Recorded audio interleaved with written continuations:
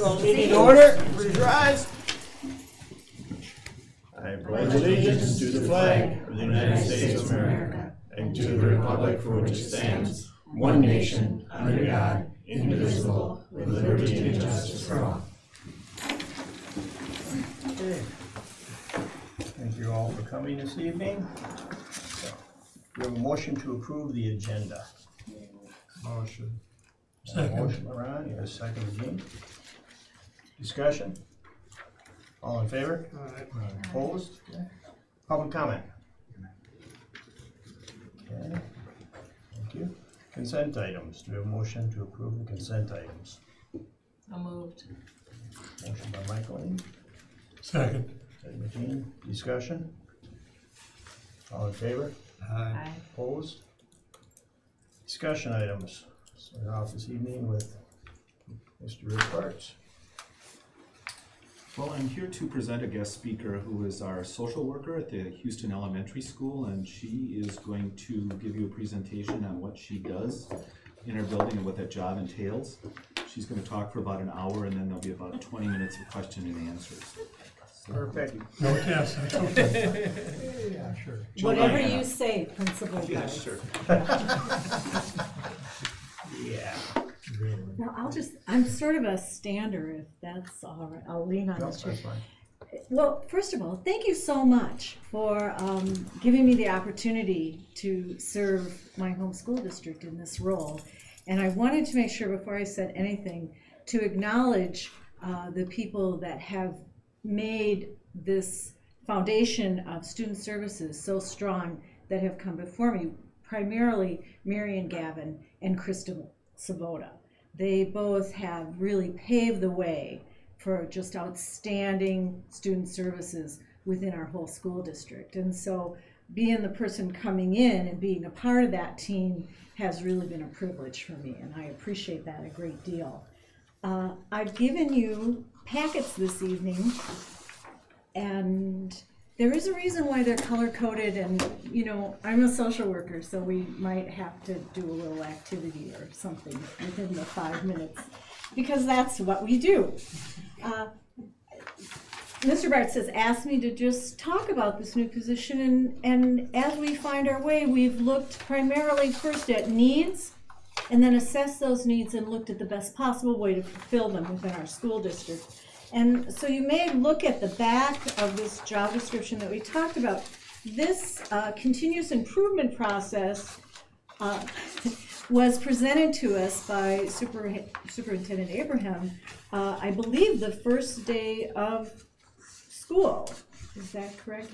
And we've used this for our student services team at the elementary school and at the preschool to cycle through when we talk about who are the stakeholders that we serve, what are their needs, what kind of strategies, what would be the plan that we want to go forward through, and then we just follow those steps.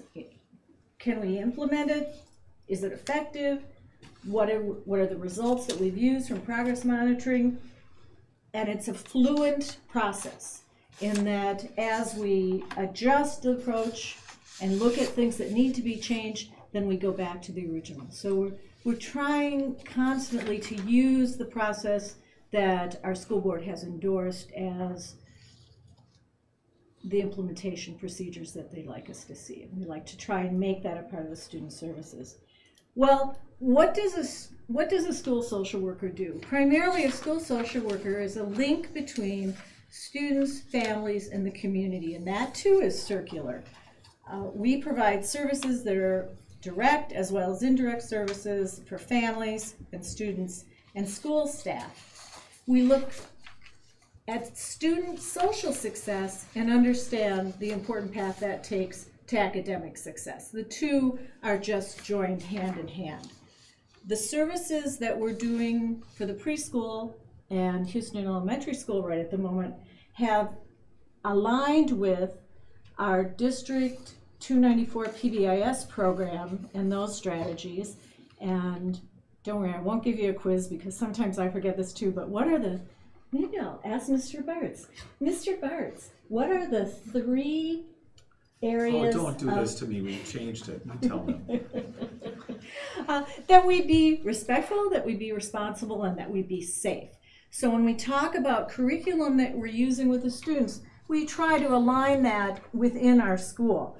We also align our strategies with the Minnesota Department of Education, the social and emotional learning competencies that they're moving toward the entire state.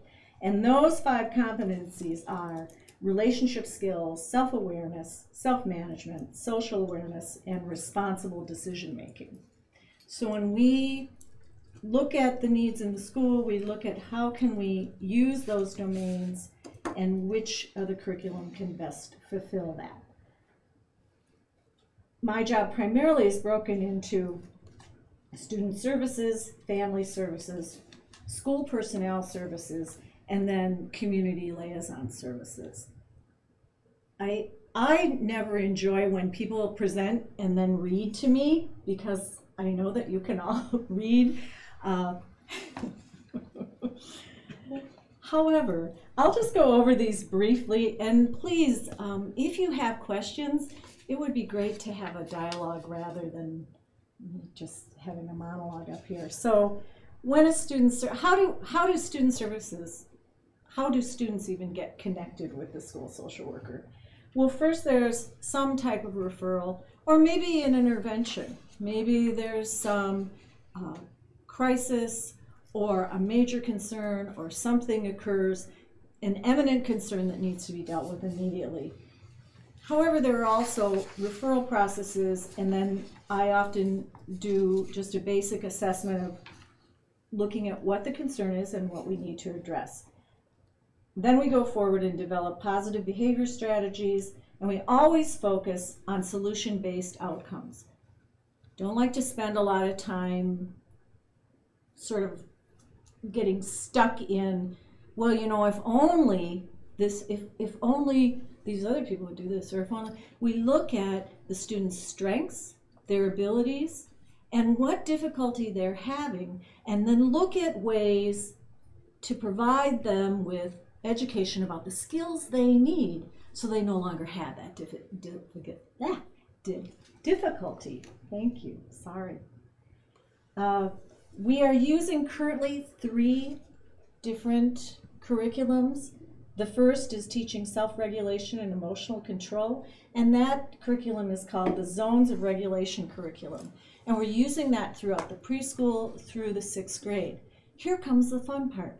You have folders this evening, and the zones in the simplest form are to help students be aware of their own emotions, then understand what they need to do in terms of regulation of those emotions. For example, if you're holding on to a blue folder, you're in the blue zone. And the blue zone means that you're feeling kind of tired, that it might have been kind of a long day, that you're not right at the peak of your performance. You might even be feeling a little sick. And so to understand that when you're feeling that way, we talk with students about what do you need to do to get to the next zone, which is the green zone. If you have a green folder, you're really feeling comfortable and calm and content. You're ready to learn. You're ready to go forward and do what you need to do. You're right where you'd like to be. If you're in the yellow zone, things are building up. There's this energy. The yellow zone is always hard to define. It's a time when you're feeling anxious or nervous. And we talk with students about you're feeling that energy. That energy can be almost a sense of being silly on one time. If you've ever talked with children, or when I talk to kids and say, have you ever had those moments when you're feeling so silly and the people around you are saying, now settle down, and they're going, I can't. That's the yellow zone. They've gotten to the point where they're really getting to the point where they're not able to regulate their own emotions. And of course, the other piece of a yellow zone is when you're feeling annoyed and you're feeling upset and you're feeling that energy build. And we all know what that energy is like. It kind of starts here and goes out into our arms, and our palms start to sweat. It's a very physical energy.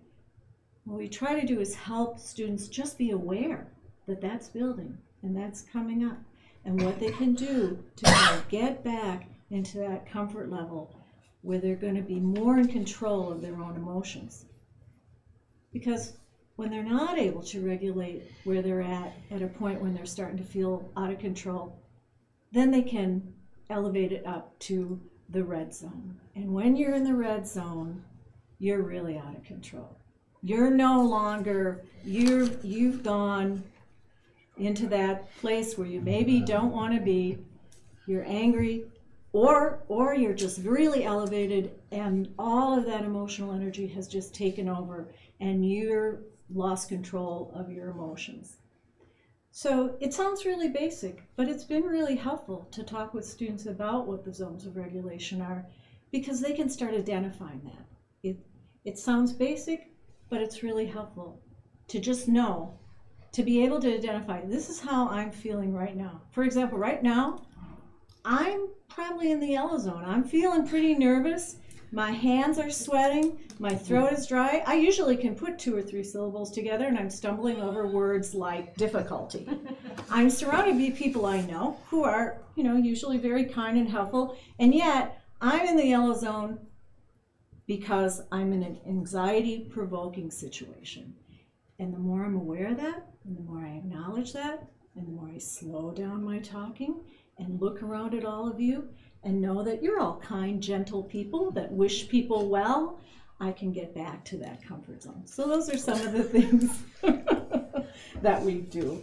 I'm well aware that I've probably taken up too much time already, but I do want to just speak to the fact that as you read through this, the curriculum we use is evidence-based curriculum that has been offered to us through various university studies as well. Why do we do that? Why do we just pick something off the shelf and go, oh, I like this. This sounds good. Well, we want to make sure, just like in academic work, that there is some evidence, some research that this is effective. And so all of the curriculum we use has been demonstrated and proven to be research-based and effective. I also meet with students individually and in small groups for short-term concerns, and we call that essential skill building. We used to call it social skills, and now the new word is essential, meaning that soft skills are just as essential as any other learning that takes place. And as you can see, those are issues when there are family adjustments, when there's conflict resolution, organizational skills. And if I can just speak to that quickly, there's a program called Check and Connect. It's a curriculum through the University of Minnesota. And that's to help those students, and we all know those students, and many of them are in our own family, and some of them were us when we were kids. Great, wonderful, enthusiastic, have a great enthusiasm for life, and yet, they're the ones that you open up their desk and, it's pretty chaotic in there. And so Check and Connect program, they meet with me in the morning, we talk about what their work is going to look like, they have a sheet that they fill out, and then at the end of the day they would meet with me and we would just talk about how did it go. But again, there are points involved, and we chart that and we monitor that progress. Rather than going through the family services and the school personnel, I'm just wondering, as you look through that, did you have any questions about what that entails or anything? Is there anything you're looking at and thinking, my goodness, we need to stop that immediately? And just as a reminder, this is why we went with social worker in place of school counselor, because the social worker can do that more easily, do the family outreach because of the social work license. Correct. I do yes. have a couple of questions. Wonderful. So are you able, so I'll just give you all 3 questions. You can Sure. answer them in any order. What do you see as the trend, we're in 2019, as the trend for needs for this kind of need? I know you said we have strong, but what's the trend? Is there gonna be an increasing need, or because we have this in place, are we going to mitigate future, or are troubles coming our way because of society, whatever? That's question number one. Number two, do you connect with ECFE, and are you able to teach parents how to be aware so that they can help their students before you have to get them? And number three is, are you able to collaborate with anyone in MNBA in the online world? These are excellent questions. Let me start with the first one. And I'm not quite sure. Can I start with the second one, just because I'm a little more clear about the second one, and maybe I'll answer it. Everything I do is connected with family and parents. Parents are their children's first and foremost and most important teachers and therapists and counselors and doctors, and it's all about family-based work. So whenever I even have a student referred to me, the first person or people that I would call would be their families. And yes, I'm based at the preschool, so I have a base at the preschool. So I work with the preschool families, and I have been doing home visits with preschool families when we're working with a student that we maybe see as needing a little bit additional support. I contact their families, and I often do family home visits because, for two reasons. One, because we want to make sure that we just get rid of any kind of barriers to families being engaged with schools. We want to make sure that we're in partnership with families. We don't want to get into a system of, well, I should say, my belief is it's helpful to not say, all right, we'll take care of your child here at school, so this is what we think and you do this, rather than talk with families about when would it be convenient for you to meet with us. Would it be more convenient for me to come to your house? I can come to your house. Are you working from 8 to 6 at night and you've got 4 kids and there's really no time for you to meet during the day? I can come to your house in the evening. Or you can meet here at school.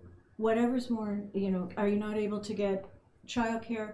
Those type of things. And to build partnership so that we know that we're all a team and we're working. We're not the school telling parents what they should do. We're working with them in partnership to help their kids be successful. I think your other question was, are we doing this in a proactive way to avoid, are we helping at a younger age to avoid bigger problems down the road? It's just asking for the crystal ball. Are the problems likely to increase for schools to deal with these problems, or are we going to be okay with one social worker and with our student population, one social worker? How maxed out are you? So it's that kind of thing. Are you covering all the services that are identified? Yes. The needs. Again, it's not me. I feel very much a part of a greater team. Mm-hmm. This is what I do within the team with teachers and our student assistance team and MTSS. Crystal here at Social Services in counseling. I can speak to what my philosophy is after doing this for several decades. I think that if you're constantly increasing services, if you're saying, oh, we just have more and more and more and more need for this, you're maybe doing two things. You're maybe identifying concerns that have always been there and need to be addressed, or you're not really educating about skill building. There really should be an identified concern, a plan, and then there should be conclusion to that plan. We certainly don't want to build any kind of lifelong dependency with anyone. Our job is to build people up and give them the skills they need in partnership with their families to be active citizens who are happy and feel confident with the skills that they have. That's and in terms of working in elementary school and preschool, that's really ground zero, isn't it? That's an opportunity to really move things forward and build that connection. People really don't care about what we have to say to them until we know we care about them. And once you've built that trust, it really is incredibly effective in terms of working together and moving people forward. Just on that, I know the Rochester School District is cutting most of their media people, and they're going to take the money saved in those cuts and increase their social worker group. So that's because they felt the need to have more social workers as far as having that school-to-home connection. And can you tell I have a passion about this? I'm really. We're lucky to have you. No, I'm lucky to be here, and that I've been. But what I just like to add on to that is that I do feel, though, strongly that people in the essential skills, soft skills, is that it has to be a skill building. It has to be teaching. We want to, again, I keep underscoring that, we want to teach skills. We want to help people and children move forward. We want to be able to monitor that and to come back and say, yeah, I met with this student and I had this plan and this is how far we got. If a plan's not working, you need to bring everybody together, the family, and say, okay, this didn't work. Now you got to try something different until it is successful. Cool. Yes. You mentioned in terms of the Houston food shelf and everything, do you see any students in there that I know some schools do have a weekend backpack to take home for meals? Think there's a need of that? We do have that. We have. That's a wonderful program that's been in existence, and we're just building on that. And Lori LeGrand from the Food Shelf has been wonderfully helpful in terms of extending, and it's and actually Cap off too. and Laura Cap.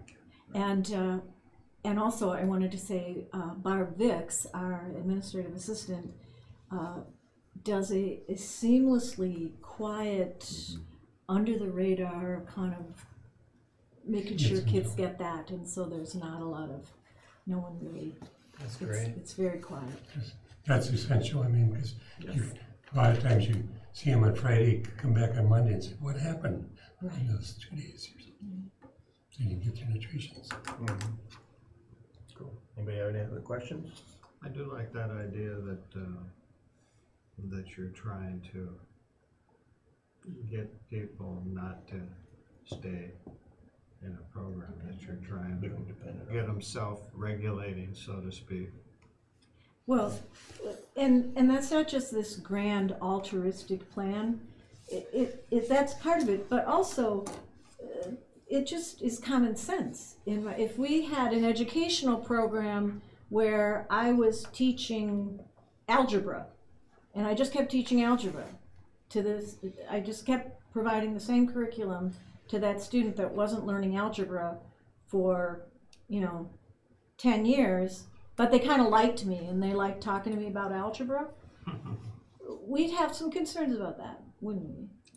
Certainly helping professionals need to have good rapport with families and students, but we need to demonstrate that there's been some kind of progress made. And if progress isn't made, then we need to look at what we're doing, because that's not helping people. Even at the post-secondary level, the essential skill building, it is built in. We have to assess. It's part of our outcomes. We have to have ways of assessing it and making the students aware these are part of your professional expectations as a student. And they haven't, it's always been under the radar, but it's much more intentional at all levels, I would say. So it's good that they're starting. Well, and we certainly want to teach that, because the last is that we all know that a big part of being successful in careers when you go out there you can know your skill and you can drill that down and you can know how to do that. But if you're not able to work well with your coworkers and communicate with them and to know yourself in that role, typically you're not going to be really successful. That's just where we're at. The last thing I'll just mention to you is I did on the other side enclose what those social and emotional learning competencies are. That's what you have, and then the social and emotional learning competencies and how those are set out. And then the last piece is just very, if you want to measure, if you want to look at how easy or difficulty these behaviors are, those are just some of the behaviors that we would use in helping students identify. When you say, well, are you self-aware? These are questions that we would ask students. They'd say, well, what does that mean? Well, you'd say, well, like, what are your strengths? How can you get better at things that are hard for you to do at school? What do you need help with? So they're more specific to what the questions would be. Please, anytime you have any questions about anything that we're doing at the preschool or the elementary school in regard to student services, please call Principal Rick Bartz. No, seriously, I'd be happy to speak with you at any time about what social workers do in the schools. Thank you very much. Thank you. Thank you. I could use a green folder. I'm sorry. Rob wants to Would you trade like his red folder. what color folder? He's a green guy. He's not really. He's I fine. thought maybe you were picking on me or something. Well, it wouldn't be the first time. I'm sorry I have to leave, but I'm actually going over to the kindergarten connection, and I just I meant to start with a joke because that's what you're supposed to do. We have a Norwegian community, and someone said to me, oh, zones of regulation, here's a great little anecdote. There was once a Norwegian man who loved his wife so much he almost told her. Thank you. And that's not a joke. Okay. Destination Career Academy. Is that last week? Yep. Yes, I was in Dallas to get training on DCA, and there was some new information that came out of that training.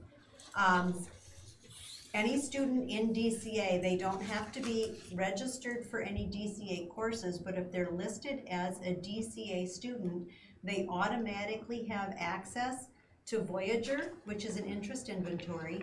They have access to NEPRIS, which puts them in contact with industry leaders within those areas of interest. So they could talk to different, so in healthcare, they could arrange to have somebody from neurology. The teacher could get somebody from neurology talking to the class, or if there's an interest in dermatology, the dermatologist would be there and virtually being able to talk to the class via NEPRIS. And then Tallo is actually an online portfolio system where the students can create a portfolio, colleges can see it, they can create resumes. There's also Red Kite associated with Tallo, and Red Kite is a listing of different scholarships for which the students can apply. If you're not in DCA, you don't have access to any of those things. And so for that reason, I was looking at if we take our 9th and 10th graders and have them, it's called an opt-out system. So all of our 9th and 10th graders would first be DCA students. So they would all be in the DCA unless they said, no, we don't want to do the DCA. We don't want the Destination Career Academy. We don't want to do a pathway. And so then they can opt out of it. The juniors and seniors, since they really can't complete a pathway before graduation, but they can have access to those things if they want to, choose to opt in. So we'll have two separate systems going for 2 years, because then this next year, 9th and 10th graders are they will be in and have the choice to opt out. Then the year after that, 9th, 10th, and 11th graders would be in it and would have to opt out. And then finally, that third year, everybody would be so DCA would be a huge part of our school, just because of all the other things that come with it. SkillsUSA is a student organization. There are some other DCA schools affiliated with K-12. They've sent students to DCA state and national competitions. They've sent students to state and national DECA competitions. SkillsUSA seems to be the easiest one to begin, and that one has the most support for an advisor, which is why I thought we would probably start with SkillsUSA to make sure that the staff that is applying to be the student organization leader, kind of like a advisor, extracurricular activity, there's the most support for the teacher for that one. There are also junior high exploratory courses that have been created. You don't have to be part of DCA to take those, but we could put those in the pick list. And so in talking to Angela, she was very, very interested in having more elective opportunities for our junior high students, and we would really like to have 7th and 8th graders, 8th graders for sure, being able to take that exploratory course. The exploratory course in middle school doesn't just cover the 2 pathways we have, it goes through all 9 pathways that K-12 has created. And so then they will have a little exposure to healthcare, they have a little exposure to business, but then they also have IT, they also have like the heavy machinery one, they have the engineering one. So they've got all of those pathways covered a little bit. It's kind of similar to the way on site we used to have the exploratory language course, where they covered a little bit of Latin, a little bit of French, a little bit of Spanish, a little bit of German. It's kind of on that same basis, where they don't get to be a master of anything, but they do get to have that taste of each of those different pathways. I also have the paperwork from Brian Cashman, who is our Perkins coordinator for our Perkins Consortium in southeastern Minnesota. And I'm getting the information that I need from K-12 on the courses so that we can apply to have our Destination Career Academy courses listed as Perkins approved for the state of Minnesota, which would generate funding for any kids in those. We are going to start small, so we're just going to have the health and human services exploration class at the high school level, the business exploration class, because those are the prereqs for everything in the pathway. And so there's no sense putting the whole pathway in if kids can't take it yet.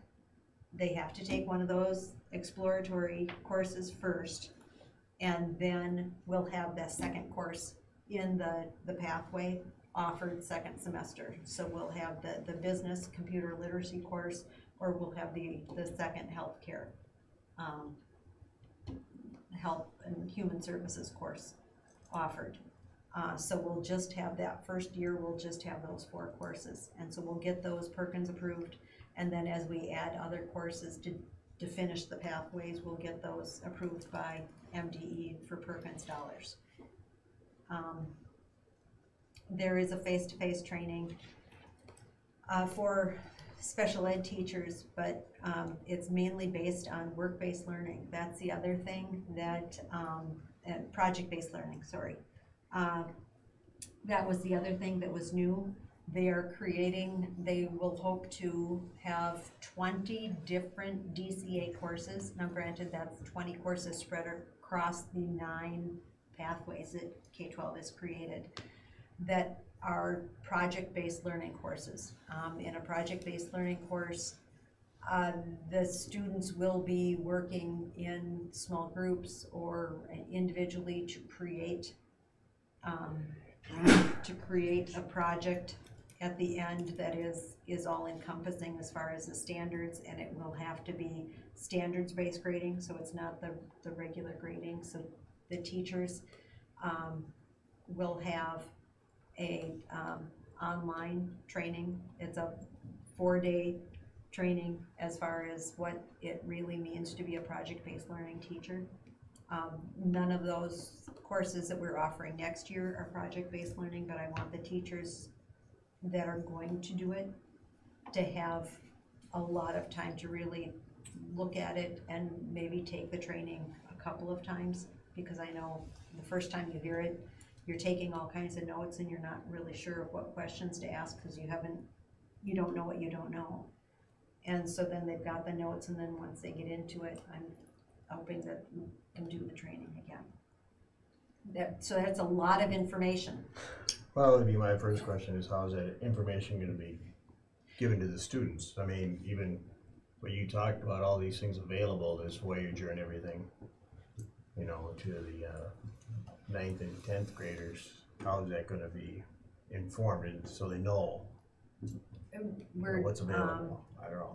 First, there will be a training session for the administrative staff and the counselors and advisors and the operations staff. So it's next Tuesday. We're going to go through a training as far as the information that will be shared with prospective students and families, because as soon as that information is shared with prospective students and families, if they have questions, they will ask us. Well, we need to have some answers. Mm-hmm. And so we need to do that. And then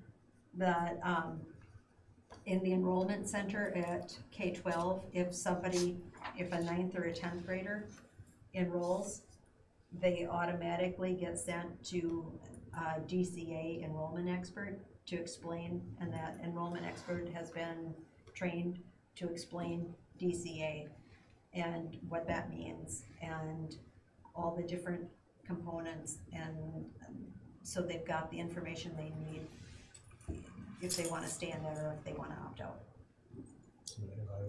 For that project-based training, is there some hands-on?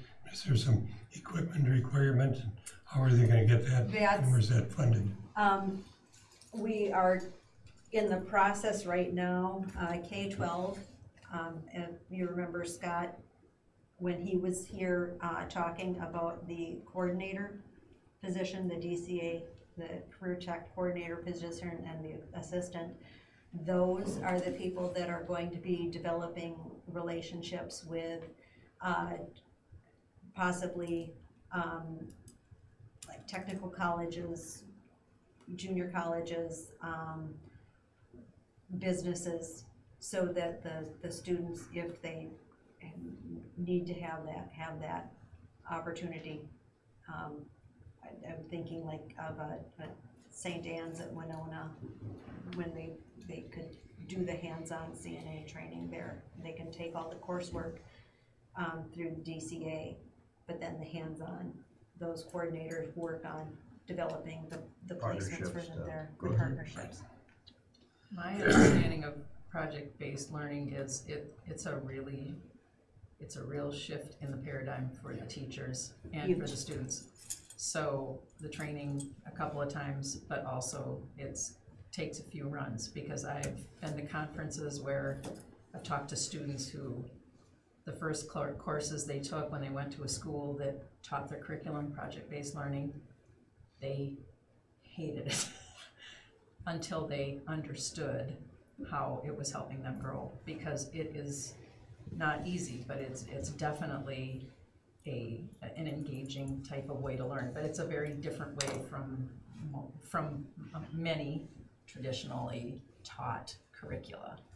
So it's good, but I think it's a challenge. I've tried project-based learning on some units, and unless you get your students to understand and you understand how this is gonna go and this is how this goes, you don't jump in and out of it. You're either all in or you're not, right? And that's the way they're developing the project-based learning courses. Now, remember I said they're going to be 20 and they've got 9 pathways. So there's only going to be 1 or 2, probably 2 project-based learning courses within all of these pathways, and each pathway has multiple sub-pathways in it. So you might be able to get through an entire one without having a project-based learning course developed there. However, the ones they are developing, they're making sure that that first project that they're doing is incredibly structured, both for the student and the teacher, so that there are the scaffolding that they're building into the courses.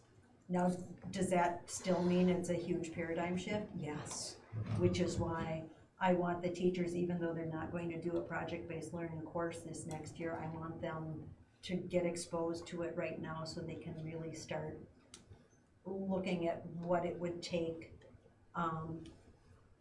and asking some of those questions and being able to kind of look at a course, look at units that will be coming down the pike, so that they're confident going into it, because the last thing you want is someone going in tentative, because with project-based learning, as Mike said, either you're in or you're out. You can't have one toe in the water. Well, the instructor has to really set it up clearly so the students know what's expected and how this is going to be different, and that's why it's hard. So the instructors, unless they've taught in it before, it's a difference for them, because. And standards-based grading is going to be one pretty different. It's very different. You have to keep doing it until you make the standard, then you can move on. Otherwise, you don't. Well, and we do have some of those things. The safety test in science, before you can do a lab, you have to pass the safety test, and that's kind of that. Or in Kyle Kaler's welding class, if you can't pass the safety test, you're not allowed to weld. So we do have some standard-based grading right now, but this is expanding it a great deal. I'm excited about this. I really think that this is definitely exciting. It just feels like a lot of stuff going on. Oh, for this. I mean, yes, the people involved in it, there's going to be a lot of. It is a lot of work. It is a lot of change. It is a lot of learning. However, I do think if we really want to make MNVA an online school that is separate from the other online opportunities, that really is going to be the school we've always wanted it to be, as far as getting the motivated students, the students that are thinking college or career, if we really want to do that world's best workforce, this is the way we need to go. No, I think we're all on board on that. I think it's good direction. I mean, don't you guys? I mean, I feel that way about it. I'm excited about it. I just, like I said, it seems like a lot. You'll have to update us on the parts. partnerships that they. I don't know if you can do it. We will have And to. Scott had that person in mind already, is that correct? And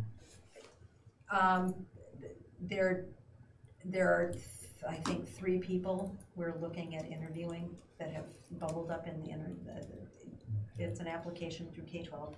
that'd be just critical to have the right person for that. Mm-hmm. Yes, and yeah, it's. Doesn't K-12 already have people? They've got Destination Career Academies and other. In other states, they want somebody who's dedicated to Minnesota. Okay, so they know what they're looking for. For some Oh, reason, absolutely. I thought he had someone in mind, but I guess it was still open to. Oh, he's But got the they know, job description they know in mind. the skill Yes. set that they're Yes. looking for. No, They yeah, just gotta find, like you said, the right person. fair enough. Okay. More to come on that, huh, Craig? Yes. Anybody have any other questions on that? Okay, moving right along. Thank you, Corinne. 2021 school calendar. We've got a loose, we've got a tight, and we've got a problem with both. And I don't like saying it that way, but with 2021, I am assuming they're going to, the legislature will allow us to start prior to Labor Day. If we don't start prior to Labor Day, the tight calendar, the year would end on June 4th, which sounds doable.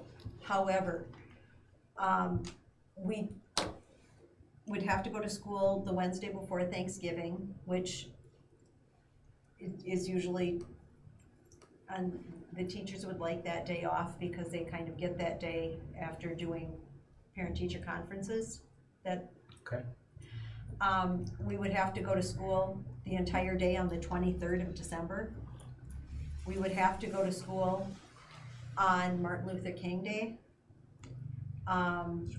We would, at Easter, we could have that Thursday, but it's just, we would get to the finish line, but I think by the time we got to the finish line, we'd be pretty tired.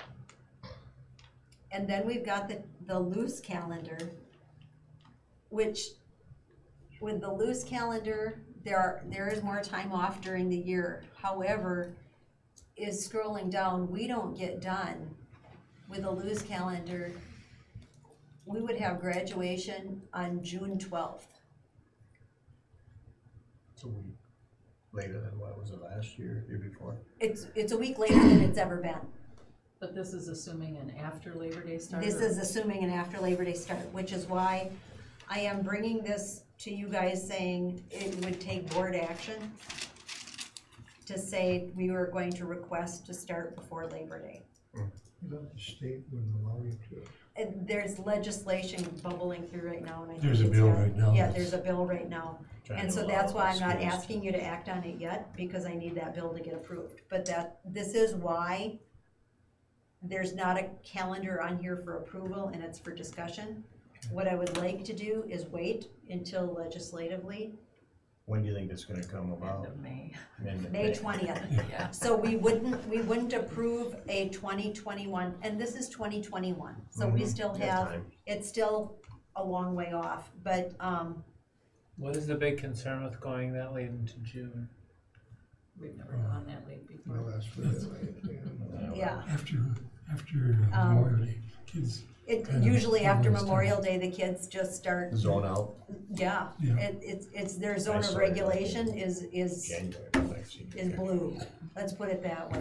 And some of them, it's. I think you're gonna have let's see what they say. It's Yep. gonna be a lot of conversations, I'm sure, because parents' vacations, you know, and What was our last survey that came back as far, we had teachers, administration, parents?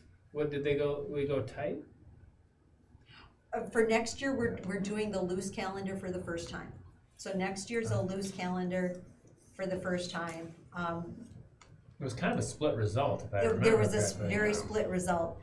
This year, this calendar that was put together, kind of the different format, was put together by 3 online teachers and 2 on-site teachers. And they really didn't, they said this was as tight as they could get it. And all agree. So I'm assuming we're not maybe gonna see this again until you're putting it on for approval? Yeah. So I would request that whatever, first of all, you said there's problems with both of them, so I would hope you could, with administrators and teachers, get some that are acceptable, and then if they could be presented in the same format, just yeah. so it's easier to see. Right. I'm sorry, that's me being. Oh, no, a baby, it's, but- I just will have to redo what the teachers created, so it's in the same format. Okay, So, that would be. Moving forward with calendars, is our inevitable e-learning days or, our snow days allotment does that change things at all, or is that just, they just gonna cover each other, and, I was just curious. Yep.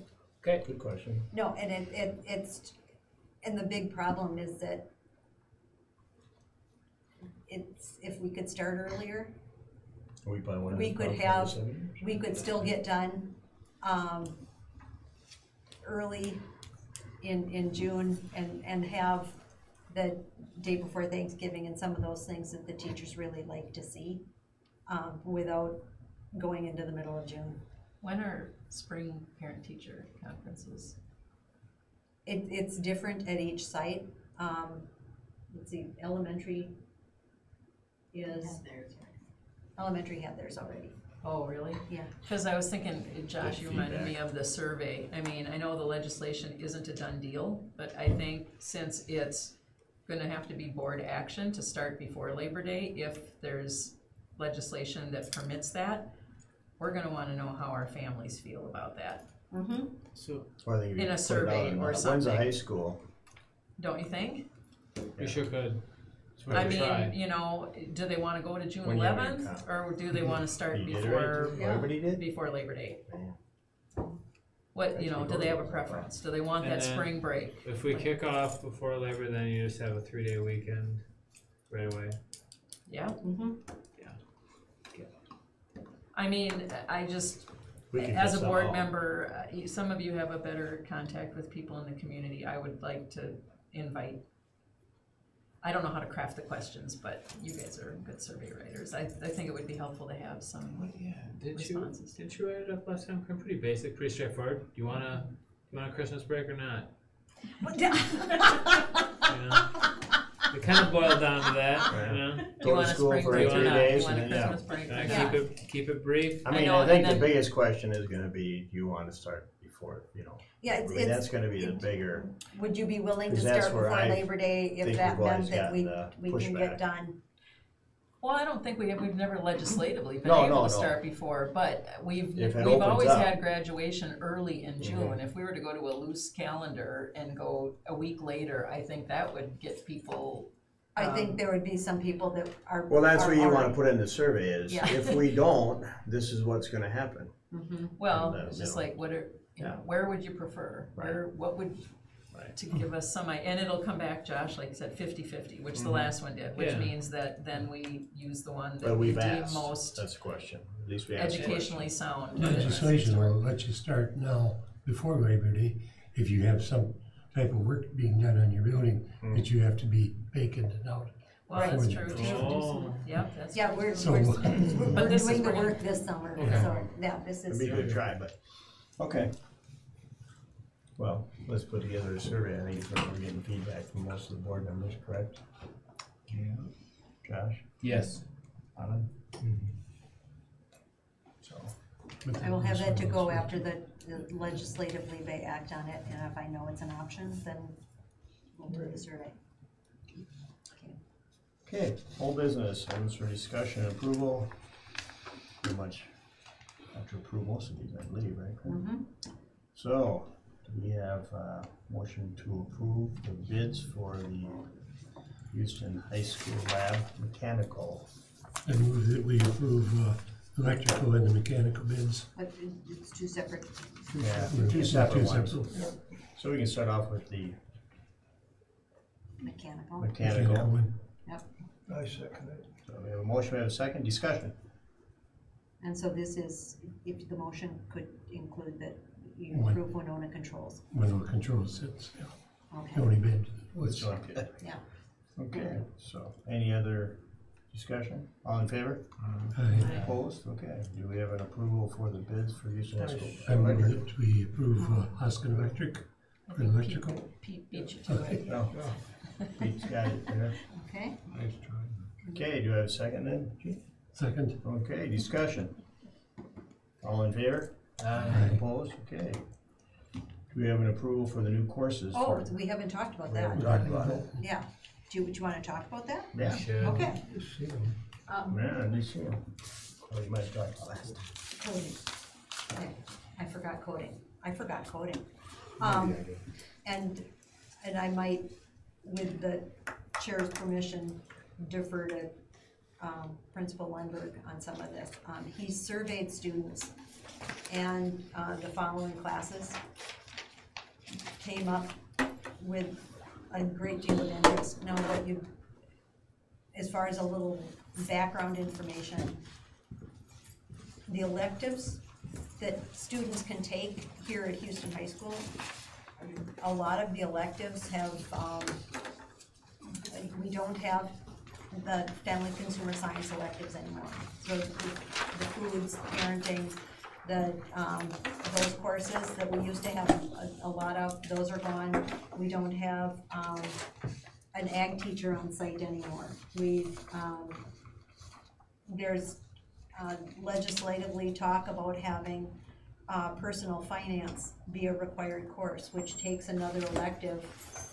It takes another elective away from Brian Gatzloff because he would have to teach a mandatory course, a required course. And so we're looking at these student schedules, and they want more options. So does this follow the ramped up readiness then?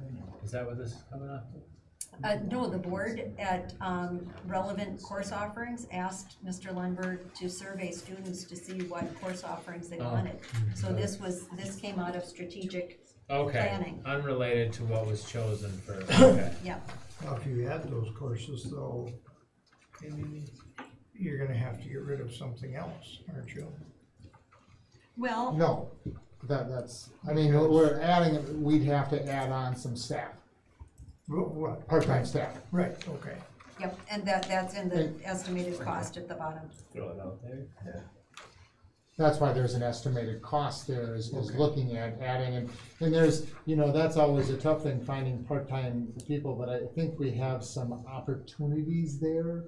The foods course, we talked about, oh, can we get an expert or something like that, and, maybe, someone local would say, do something and we use the kitchen, or maybe with the new licensure system with the state, we could get in someone on a different tier where they're not totally licensed as a teacher, but being licensable because they're an expert. So we have an opportunity with that as well, I know. So Does that carry over for them working as a full-time teacher versus the substitute, which when it was originally approved for those experts in areas, it was approved more as a substitute, but now it's okay for. That's just a tier 1, and they're not part of the bargaining group. Okay. and yeah, at some point, they're gonna have to be fully licensed, but you can get them on in a tier 1 and at least, start and then work maybe a potential of getting some kind of license. We can share. But maybe we get someone that's fully licensed too, we don't know that answer for sure until we would post something like that, but there's potential there, and the same thing with the part-time physical education, school to work, there's some potential there, and that's what the kids want, some things that we realize, oh, maybe. So cooking, so it would use the home ec room and use the no. We don't really use the kitchen. Oh, okay. So we have a full kitchen, we just have to operate in the afternoon, and then we find a space for them for the classroom work. And that's not gonna be a problem with maintaining certification for food services, for serving lunch? No, Okay, I checked on that. so, well, I'm Yeah, just, that's a great No, question, it's a but good that's question. why, no, I just, Is yeah. it just one class? One foods class, Yes. one each semester, Okay. yeah. Yeah, because we're not gonna have 21 people in there cooking at one time. I can't eat that much. I just need a few kids to cook for me.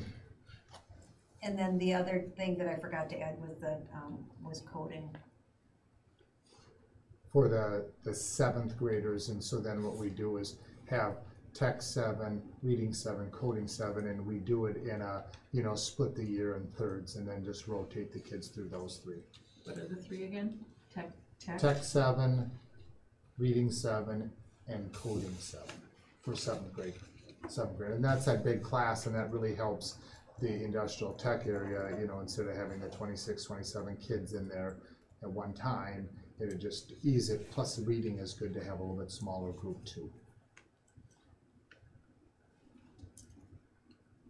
So the fact that, well, And it says this- there's only 2 people for coding, but you But would that- be putting this all 7th graders through Right, this. so the Okay. 7th graders would be code, and I just put the high school stuff on here, so Okay. I apologize that I did not put the 7th grade coding. Okay. And so it's for 0.5 to 0.67 FTE, but I mean, obviously, one person isn't doing Oh, no, all no, of this. no. So is it Correct. one class? So, Correct. so you're gonna try to get a person that we already have to do an extra class, or we're gonna try to bring somebody in to just do one class? Yeah, there's some potential to, you know, pull someone in that's, you know, part-time. Okay. But things that we haven't talked to, and so, you know, that's a potential to make it bigger, but, you know, we'd still post. But We have there's to some post. potential that we have that really is appealing right now. Both Gren and I have talked about it, and we think it's, you know, it's doable. So we need to approve it so you can post for it. Correct, and then I can get going on the scheduling too, because this, you know, if we don't have these, you know, we need to be able to. So at the last meeting, there was a motion to reduce Summit by a para and a teacher.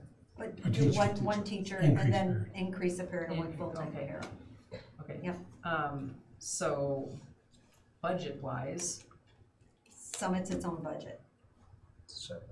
It was, Okay, that was but wash. Budget-wise overall. budget-wise overall, we're not spending more, There's I mean, less money coming into Summit though, so I don't Yeah. think you can consider any savings. Because there's less money, we reduced Okay. our expenses. so it's gonna cost us more. It's the same, it's not, the changes we made to Summit won't affect the bottom But line to this will us. be a new 0.5. This will be a new cost. At the high school, however, we have to remember that we also talked about the fact that we're going to be having to rearrange staff at the elementary school to reduce 0.5 at the elementary.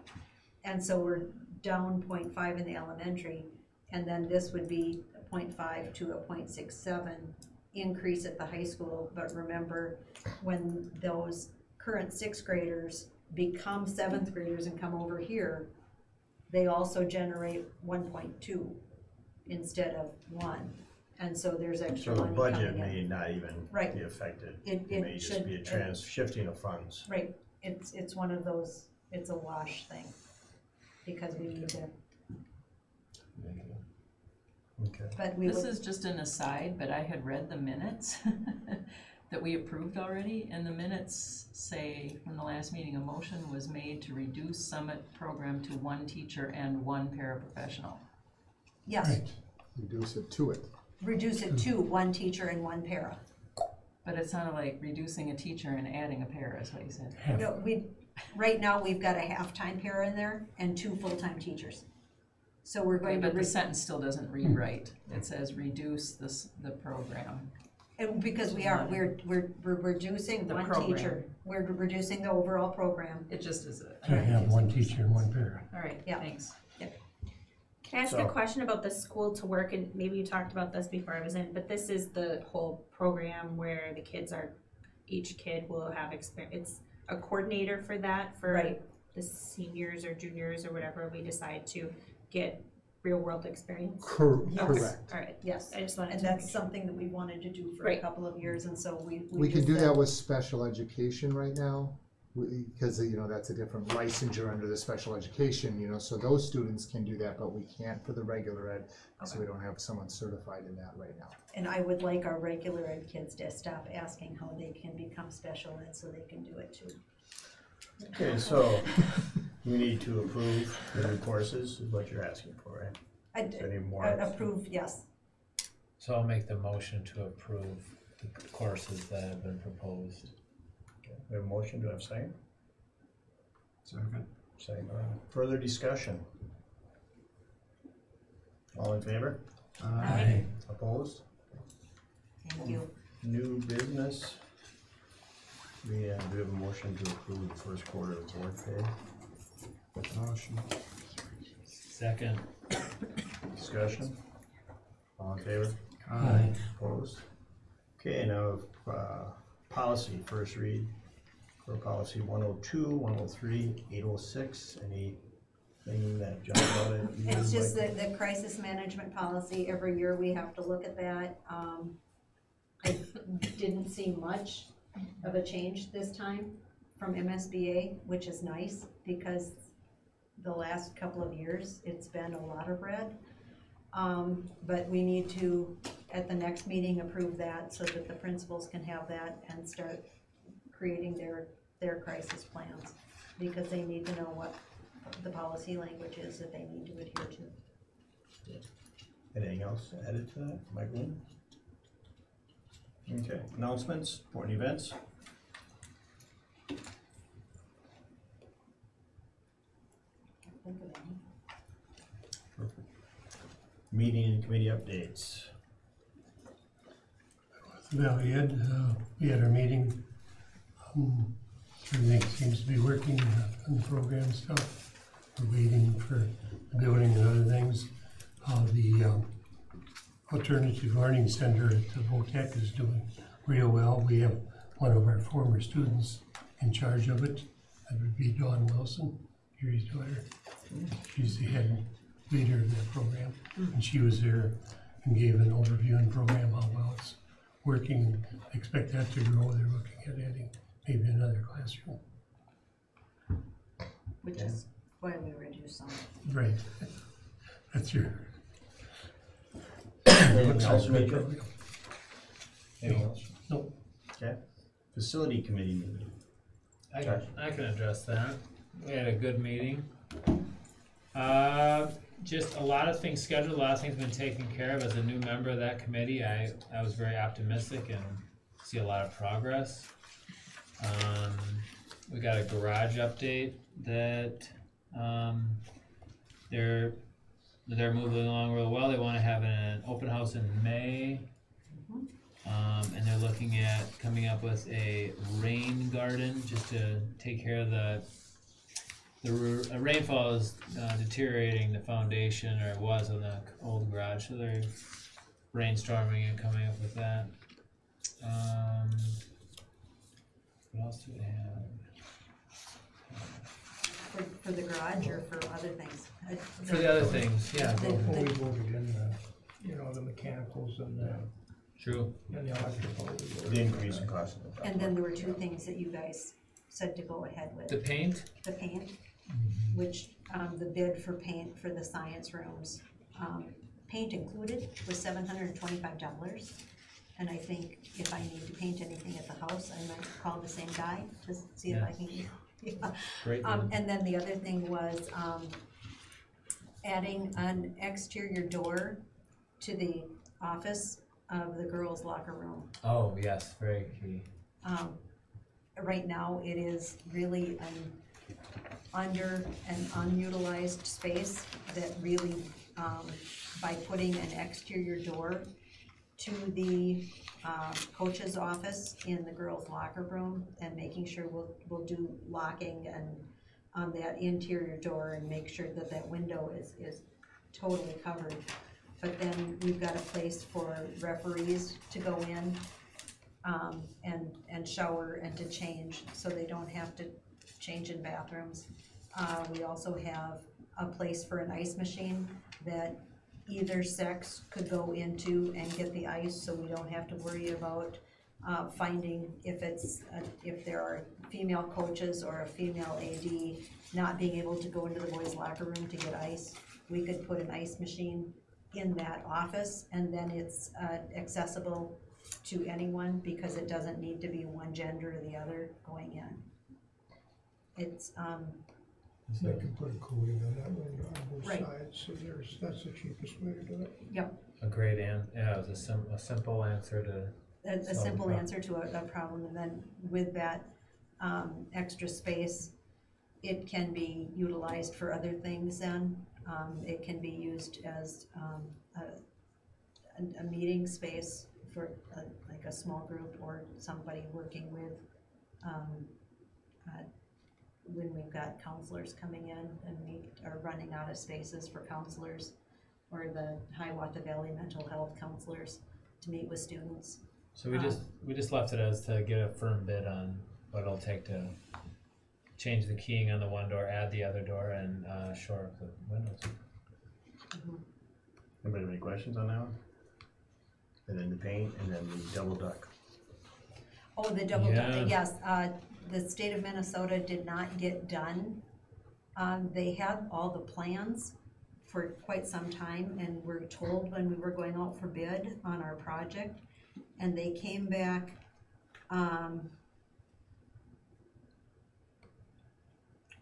after the bids were accepted with the fact that, our exhaust fans for the fume hood need to be either in airtight ducts or they will accept a double duct work system. So that's going to increase the plan by about $700, and Winona Controls won't eat that cost. So it will be a $700 plan change cost for us, but So just to let you know. And that leaves still plenty in the contingency.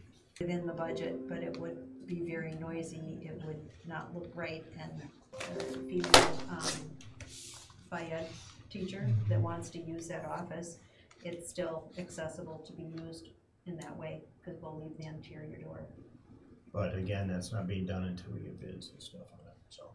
Anybody have any questions on facilities? Is that it? Pretty much it? You guys covered Pete, you have it. anything else? No, that's it. Okay. Board and superintendent feedback, future agenda items, anything we need to. I was just gonna say, you know, I've got a little one, so I attend ECFE, and I've been really impressed this year with the activities. And we're going to the nursing home next week, but it's been a real well-rounded and some fun things, and it's well attended. Just a plug for the program. Are we going to, we never had the study session for strategic planning, is that gonna? And We need to add I that. didn't think we were going to have, I'm glad you're here, but I didn't, that wasn't planned and posted because I didn't think we'd have a full board, so I. Yeah, I'm just wondering when it's Yeah, gonna we're come gonna up. try again. You know, we'll probably, if I Next think, short agenda? right, Correct. Okay. We'll add that to the next one. Maybe get notified us early on. Hopefully Bob's okay, doing better. I hope so. It Good was to hear. good to see him here the other day, nice to see him upright and Yeah, smiling. as opposed to the opposite. Okay, Anything else? Do we have a motion to adjourn? Move to adjourn. Second. Discussion. All in favor?